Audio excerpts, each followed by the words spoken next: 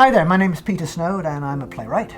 And I'm Tom Weiner, author of Called to Serve, Stories of Men and Women Confronted by the Vietnam War Draft. Which is the basis for my new play, The Draft, which dramatizes some of the very powerful stories that are in Tom's book. I've always thought my strength as a playwright is bringing historical events to the stage in a compelling way, and I thought the best way to tell these stories to young people today is through the voices of young actors talking about the monumental decisions that people their own age faced during the Vietnam War. And those actors are in rehearsal right now for the premiere of the play in Hibernian Hall in Roxbury here in Boston. It was like, wow, this is us. They were our age. They didn't know anything about Vietnam. They probably couldn't find it on a map either. My story itself reflects a diversity of responses. What I think I learned is that there are no simple solutions, and that anyone who advocates a simple and absolutist position to you deserves to be heard, but you have to filter that through your own experience, what you're capable of, what you can come to yourself, and it needs to be a right decision for you. My name is Dan Anderson. I'm playing Tom Gardner, and Tom Gardner was a civil rights and anti-war activist. A lot of the lines in the script are actually quotes of Tom's. And how do you stop the war machine anyway? Do you throw your individual body against it, or do you organize thousands of bodies to do that collectively? Tom's a guy who knew what he wanted to do from the get-go.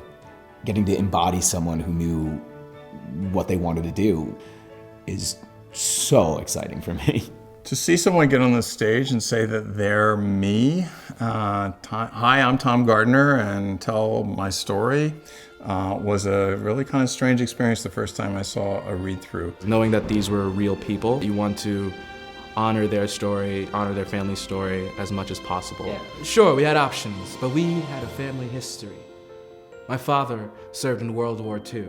My brother was in the Air Force. Now, it was my turn. You went to the draft board behind my back?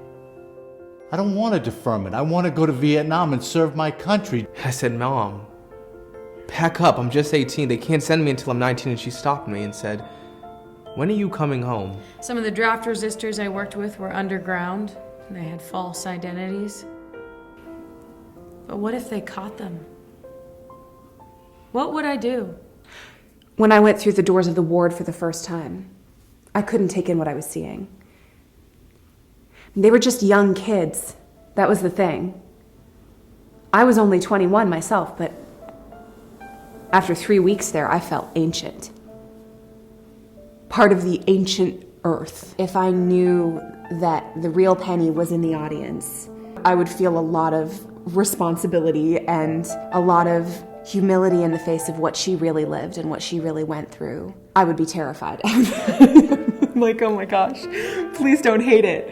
But I would feel grateful for the fact that she spoke about what happened to her, and that hopefully she gives her blessing to us telling her story and all of these stories up there. And young people today are facing similar incredibly difficult choices pertaining to climate change and war and income inequality and racial injustice. So again, it couldn't be more timely.